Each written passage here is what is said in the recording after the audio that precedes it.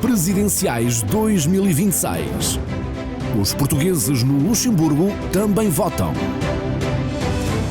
Os portugueses vão a votos no dia 18 de janeiro de 2026. Em causa estão as eleições presidenciais. Os portugueses do Luxemburgo também são chamados às urnas para eleger o novo Presidente da República. Um dos candidatos a chefe de Estado é António José Seguro. Está connosco hoje nos estúdios da Rádio Latina. Boa tarde, obrigada por ter aceitado o nosso convite, porque colocou o Luxemburgo na sua rota de países para fazer campanha. Moiana, Manuela, boa tarde aos ouvintes da Rádio Latina. É um gosto enorme estar aqui convosco e quero desde já expressar o orgulho em portuguesas e portugueses que nos ajudam a projetar a nossa língua e a Portugalidade. O Luxemburgo não podia falhar nesta minha rota de contacto. Comecei na Suíça, passei por Paris, Luxemburgo e depois Bruxelas. E porquê? Porque o Luxemburgo tem uma grande comunidade de portugueses que vieram nos anos 60 e que têm vindo progressivamente, e nada melhor do que vir ouvi-los em viva voz. Uma coisa é nós termos relatórios sobre as preocupações da nossa comunidade, dos portugueses que vivem fora de Portugal.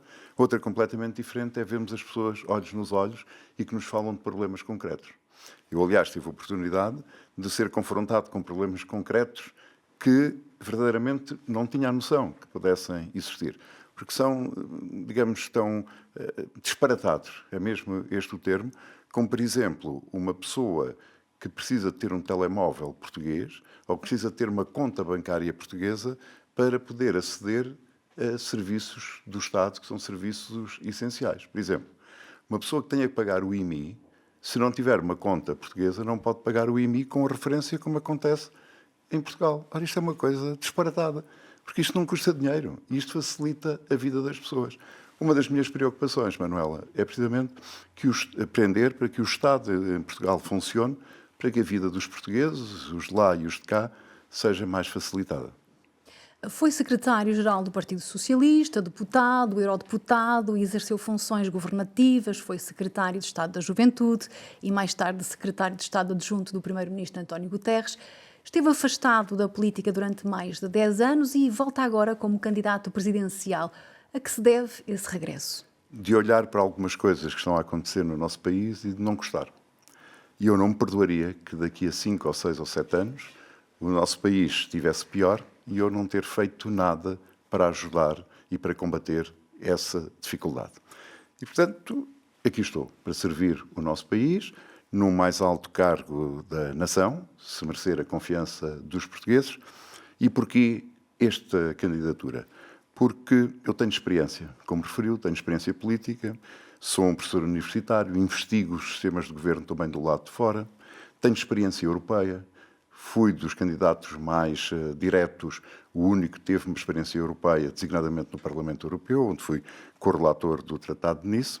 Depois, sinto que há muita divisão, há muito ódio, há muito extremismo, e eu tenho características pessoais e políticas de agregar, de juntar pessoas. É por isso que às vezes até pessoas, enfim, do meu campo político me criticam muito, mas eu não desisto deste consenso e deste compromisso. Se reparar, nós temos em Portugal, quer dizer, o debate político partidário é um debate em que já ninguém ouve ninguém, ou praticamente não ouve ninguém. Mas nós precisamos de um presidente agregador. Eu quero ser um presidente independente, mas muito exigente para que o governo, o Parlamento e os partidos façam o que devem, que é melhorar a vida das pessoas. Portugal quer que o português se torne língua oficial das Nações Unidas até 2030. Mas os sindicatos queixam-se da falta de professores na rede de ensino de português no estrangeiro. No Luxemburgo, os professores portugueses, com mais de 20 anos de experiência de carreira, ganham até abaixo do salário mínimo qualificado no Grão-Ducado. No Luxemburgo há 2 salários mínimos, o qualificado e o não qualificado. Parece-lhe que é a boa forma de proceder? Não, nós temos vários problemas culturais no nosso país. Um deles é, somos muito rápidos nos discursos, mas depois somos muito lentos em passar do discurso para a prática. Ora, nós precisamos de factos, precisamos de ações concretas. Eu considero que a língua portuguesa deve ser uma prioridade do nosso país. Uma prioridade na aprendizagem, como referiu, e para isso nós temos que remunerar bem as pessoas que se predispõem a fazer aprender, ou a ensinar, neste caso, o português. Em segundo lugar, há outras formas complementares. Há comunidades que não têm um número de pessoas suficientes para aprender o português e que o podem fazer hoje com recurso às novas tecnologias. Mas a minha ideia vai mais longe e vai mais fundo. É de fazer da língua portuguesa um desígnio para que ela também possa ser aprendida por pessoas que nunca tiveram qualquer contacto com Portugal ou com o português e nem sequer têm famílias portuguesas. Porquê? Porque nós também temos essa opção com o inglês, com o francês, com o espanhol, com o mandarim. Então porquê é que não devemos ter com o português? Porque o investimento na língua não é um custo, é mesmo um benefício que a prazo nos faz sentir mais unidos como povo. A nossa língua está mais presente em vários cantos do mundo. A nossa cultura pode ser divulgada quando as pessoas falam e compreendem bem o português, e inclusivamente em termos de negócios, isso pode ajudar muito. Portanto, nós não devemos olhar para a aprendizagem do português como um custo. Agora quanto é que custa um professor no Luxemburgo, ou 2 professores, ou 3 professores, mas como um investimento. E eu darei uma grande prioridade à questão da afirmação da nossa língua, que no fundo é a nossa Portugalidade que é expressa por palavras, pela escrita. Isso é muito importante. Em Portugal, um dos poderes do chefe de Estado é o veto. No Luxemburgo, o Grão-Duque Henri, que acaba de passar o trono ao filho mais velho, Guillaume, abdicou em 2009 do direito de veto por causa da lei da eutanásia. Dizia o Grão-Duque Henri que era católico e que não podia promulgar essa lei, que tinha tido luz verde no Parlamento. Por isso, preferiu abdicar do direito de voto. Portugal já debate esta questão há 30 anos. Houve já 5 textos legislativos e 4 vetos presidenciais. Se for eleito e se a lei da eutanásia chegar ao seu gabinete, vai promulgar ou chumbar? Depende da lei que me lá chegar. Uma questão é a questão de princípio. A outra é, concretamente, o que é que a lei diz. Nós podemos, e do meu ponto de vista estou muito de acordo, que não se deve prolongar o sofrimento humano quando verdadeiramente já não há razões para o fazer. Outra coisa é como é que este princípio depois é plasmado na lei. E por isso, eu que quero ser um presidente que fala no tempo próprio, fala no momento próprio, deixarei ao Parlamento e aos partidos a sua discussão. E quando o diploma chegar a Belém, eu vou olhar para o diploma, vou pedir aos meus assessores jurídicos e constitucionais para o estudarem e vou querer ouvir a comunidade científica também sobre esse assunto. E depois tomarei a minha decisão com clareza e explicando aos portugueses. Mas só nesse momento. Pretende fazer de Portugal um país justo e um país de excelência. Pergunto-lhe como, se um presidente não governa nem faz leis. É verdade, mas pode inspirar. E reúne-se todas as quintas-feiras com o Primeiro-Ministro. Todas as quintas-feiras. Se eu hoje perguntasse aos portugueses se tudo corresse bem, se tivéssemos o melhor governo do mundo, se fizéssemos tudo certo, daqui a 5 anos ou 10 anos, onde é que Portugal estaria? Ninguém sabe. Porquê? Porque nos falta um desígnio. E quando nós não temos um desígnio, não temos um caminho para lá chegar. Portanto, cada um anda a fazer coisas por mais relevantes, interessantes, e ainda bem que é assim que faça. Portanto, o meu papel é o de inspirar os partidos, dizendo: há momentos para as pessoas fazerem escolhas. São os momentos das eleições. Terminado esse momento, é a altura de juntarmos. Não peço aos partidos que alienem as suas propostas, mas algumas são comuns. E então, a minha ideia com o país de excelência é muito simples. Portugal tem que deixar de ser um país de mínimos, de salário mínimo, de rendimento mínimo, de puxar pela baixo, de erradicar a pobreza de uma forma muito lenta. E temos que passar a ser um país de excelência. Uma economia altamente competitiva, onde os jovens tenham oportunidades para poder ter bons salários e ajudar à economia do nosso país, trabalhando para os grandes redes mundiais. E, portanto, essa excelência é crucial para quê? Para haver melhores salários, para haver melhores pensões e para haver dinheiro para suportar um Estado social, um Serviço Nacional de Saúde, um sistema de educação, um sistema de proteção social. Sem criação de riqueza, nós não temos depois recursos para fazer isso como deve ser. Portanto, isso para mim é crucial. E aí há um ponto que eu já abordei, Manuela, que tem a ver com o seguinte. Já reparou o esforço que as famílias e o Estado português fazem para formar os nossos jovens? E depois, uma parte dele fica no desemprego. Nós temos 80 mil jovens desempregados em Portugal. E outra emigra. A mobilidade social é ótima. Isso é uma coisa extraordinária. Mas emigrar por obrigação, isso já não é bom. Então, eu falo com muitos jovens, ainda nesta minha auscultação, e eles dizem-me, nós gostávamos de ter uma economia mais competitiva, gostávamos de ter um Estado que funcionasse melhor. Nós queremos ajudar o nosso país, queremos construir a nossa economia, queremos ser felizes no nosso país, ter as nossas famílias, mas assim não. Ora, o país de excelência que eu quero é o país com estas novas gerações. São gerações da modernidade, da globalização, que têm ideias, inovação, muita atividade, são dos melhores profissionais que há no mundo.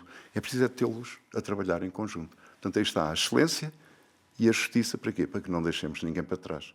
Porque nós sabemos que muitas vezes as pessoas, ou pelo infortúnio, ou pela doença, tiveram menos possibilidades na vida. Pois bem, a sociedade, como eu a vejo, é uma sociedade que cria riqueza, mas que não quer a riqueza só para aqueles que criaram e que consegue dar um pouco da sua solidariedade àqueles que tiveram um infortúnio na vida. Uma das suas prioridades, já aqui evocou, é a saúde. Face a um sistema de urgências que não funciona e que tem vindo a degradar-se, há muitos portugueses a viver no estrangeiro que descartam o regresso definitivo a Portugal. Se fosse presidente, o que faria para tentar melhorar o CNS? Eu já disse, e repito aqui com muito gosto, que todos os anos eu terei uma causa da presidência. E o primeiro ano será dedicado precisamente à promoção do acesso à saúde por parte dos portugueses. Porque se é verdade que aqui na Europa, de um dia para o outro, se marca uma consulta ou uma intervenção cirúrgica, isso já não acontece em Portugal. E as pessoas estão semanas para ter uma consulta, estão meses ou anos para ter uma intervenção cirúrgica, não sabem quais são as urgências a que se dirigem, é uma dificuldade enorme e depois estamos sempre a ser confrontados com notícias trágicas de bebés que morrem, de mães que morrem por falta de assistência da saúde. E pode faltar dinheiro para muita coisa, mas para a saúde dos portugueses não pode faltar. Portanto, nós temos que dizer aos partidos, entendam-se e encontrem aqui uma solução duradoura. Não são aspirinas para combater os sintomas. É erradicar as causas e ter um plano a 5 ou 10 anos, mas com respostas todos os anos. Quer dizer, não é fazer um plano e só daqui a 10 anos é que tem resultados. Não. É fazê-lo todos os anos. Ora, isto é importante para quê? Para que, independentemente de quem for o governo, saber qual é esse pacto da saúde e que o vai executando, corrigindo onde é necessário corrigir. Este é o meu ponto. Caso contrário, nós temos um problema porque temos cada vez uma saúde para ricos e uma saúde para pobres.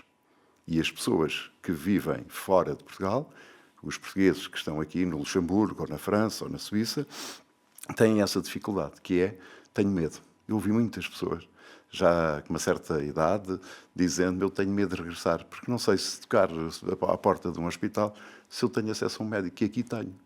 Veja, aqui há umas décadas isso não acontecia. As pessoas estavam todas felizes de regressar ao seu país, porque tiveram que sair nos anos 60 e 70, não tinham condições absolutamente nenhumas, e agora queriam ir lá passar, matar saudades e ficar no terrão natal, não é? Como se costuma dizer. Ora, nós temos que olhar para estas pessoas. A política serve as pessoas e tem que encontrar soluções para os problemas das pessoas. Se não encontrar, a política não serve para nada. Verdadeiramente para nada. As mortes de uma grávida e do seu bebê estão a ser alvo de investigação no Amadora Sintra. A Ministra da Saúde já o disse, não se demite. Se fosse Presidente hoje, o que faria face a este cenário? Intervinha publicamente, reunia com o Primeiro-Ministro e, eventualmente, a Ministra da Saúde, ou abstinha-se completamente? Eu, quando voltei ao espaço público, foi há cerca de um ano. E desde essa altura que tenho andado a pugnar e a falar nas televisões para que haja um pacto na área da saúde. Portanto, eu já tinha começado um ano antes. E já era tarde. Ontem já era tarde. Portanto, eu julgo que nós temos que passar das palavras aos atos. E isso compete sentar todos aqueles que são responsáveis por esta área da saúde e encontrar soluções duradouras. Esta situação não pode ser o novo normal. Que nos habituemos. Olha, está fechado. Olha, vou àquele lado. Que haja resignação. Não. Volto a insistir. A saúde é a prioridade das prioridades. Um dos seus adversários na corrida a Belém diz que Portugal precisa de 3 Salazares. É por causa deste tipo de declarações que considera que a democracia está em risco em Portugal? Quer dizer, essa declaração tem naturalmente um efeito, mas há outras, infelizmente, que têm efeitos muito maiores. Quando se desprestigiam as instituições, quando se desconsideram os adversários ou quando se criam sob grupos estigmas e até xenofobia e racismo. Dou-lhe um exemplo. Apareceu um cartaz que dizia isto não é o Bangladesh. A percentagem de cidadãos do Bangladesh que estão na economia portuguesa é de cerca de 0,0002%. Portanto, verdadeiramente não há um problema desse ponto de vista. Mas, no entanto, cria-se um estigma. Para quê? Para se ganhar votos. Esta é uma ameaça à democracia. As pessoas que consideram que há seres humanos superiores em relação a outros seres humanos. Em segundo lugar, o que também ameaça a democracia são as promessas que não são cumpridas. Quando os partidos tradicionais e nas campanhas eleitorais prometem mundos e fundos e depois, quando chegam ao governo e não cumprem, ou prometem vou baixar impostos e depois aumentam impostos, isso cria desilusão nas pessoas. As pessoas ficam zangadas e com razão. Portanto, não há só uma forma de ameaça às democracias. Há várias formas. Então, qual é o papel dos democratas? É consertar a democracia. É cuidar da democracia.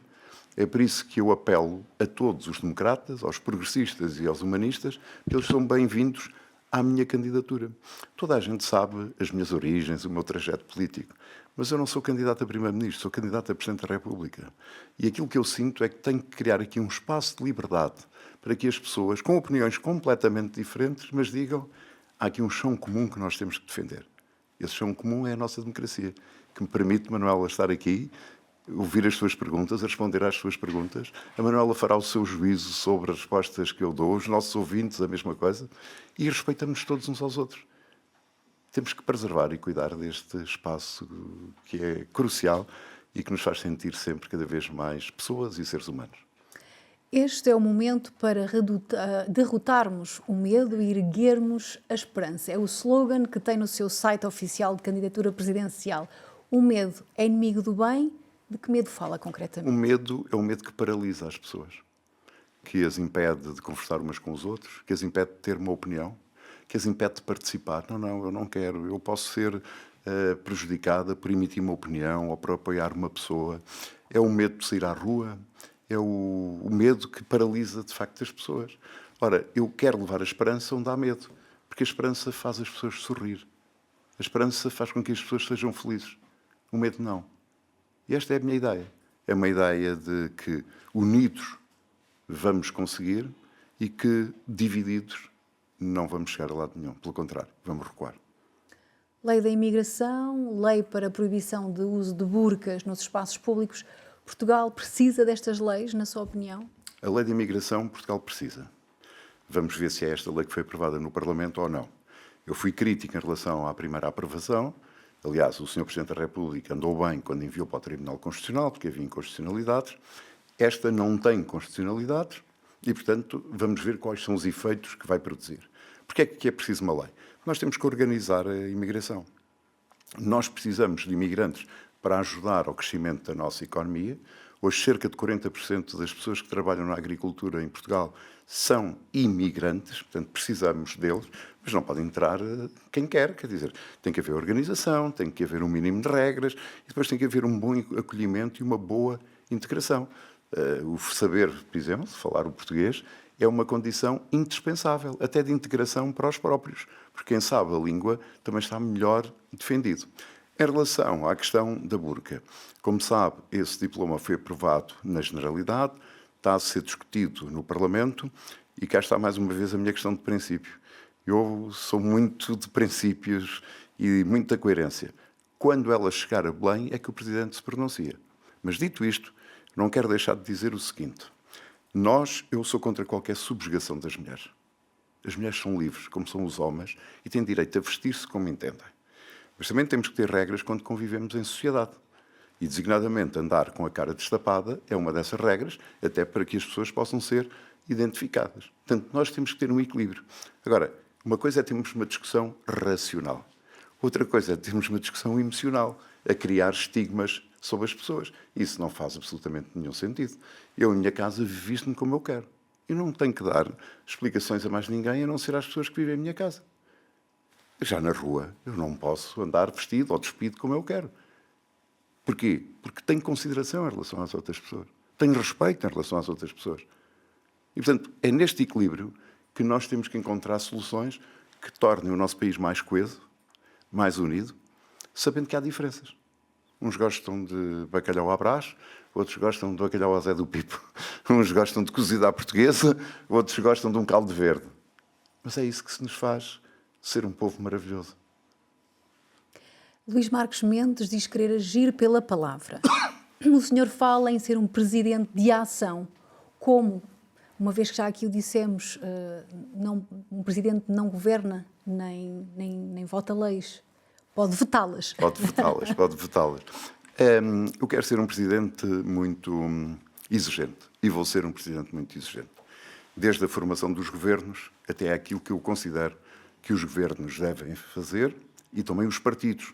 Portanto, serve o país no governo como serve o país na oposição. Quando eu quero ser o presidente da ação, quer dizer que eu não vou ficar sentado em Belém à espera que os problemas lá cheguem. Não. A começar neste da saúde, mas há outros. Eu quero ter um papel ativo, mobilizador. Eu não me vou substituir ao governo nem aos partidos, mas quero mobilizá-los e chamar-lhes a atenção que a política tem que encontrar soluções para resolver os problemas das pessoas. Por isso, vai ter saudades de um Presidente da República nos telejornais, porque eu não vou andar pelos telejornais com a frequência do atual Presidente da República, mas vou estar a trabalhar onde verdadeiramente é necessário e faz falta. Por outro lado, o Presidente da República tem na palavra um peso muito grande e um papel muito grande. Eu não quero banalizar a palavra do Presidente da República. Eu quero falar no momento certo, no local certo, e quero que a palavra provoque consequência, provoque ação. Isto é, se eu estiver todos os dias a falar, a dar a minha opinião, a certa altura eu estou no debate dos partidos. O Presidente está acima disso.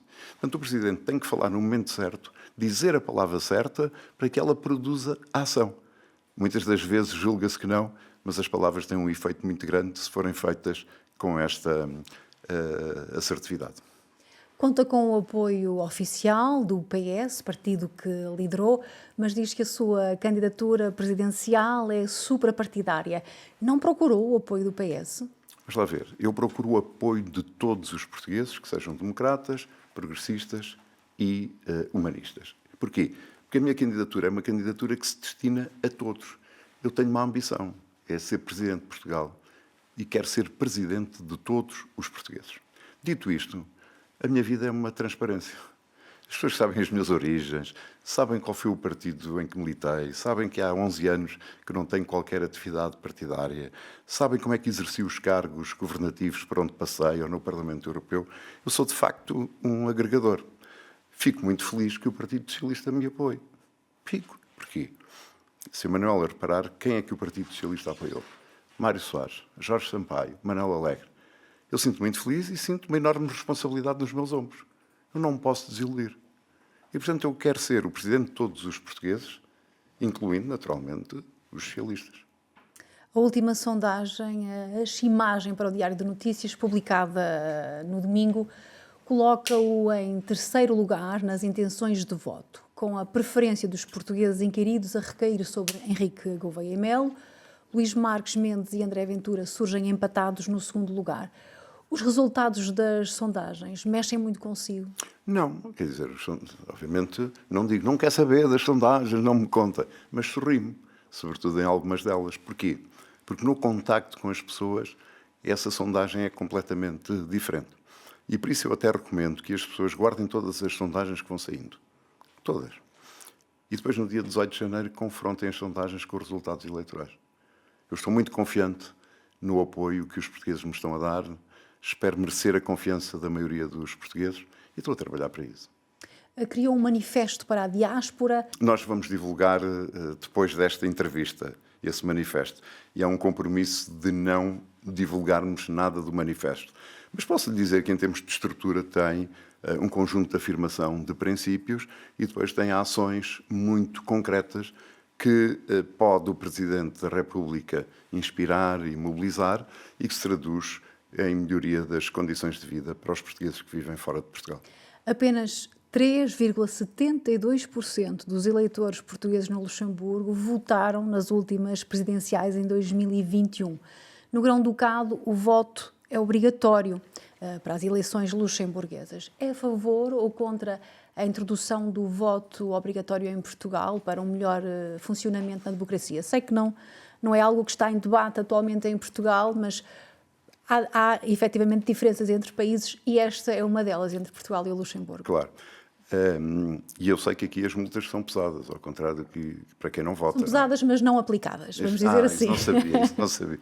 Mas sei que são Fala-se em 10 mil euros. Exatamente, que são pesadas. Vamos lá ver. Eu julgo que uma mudança na nossa lei eleitoral deve ter um propósito. Isto é, eu mudo porquê? Se o objetivo é eu quero que toda a gente vote, então faz sentido.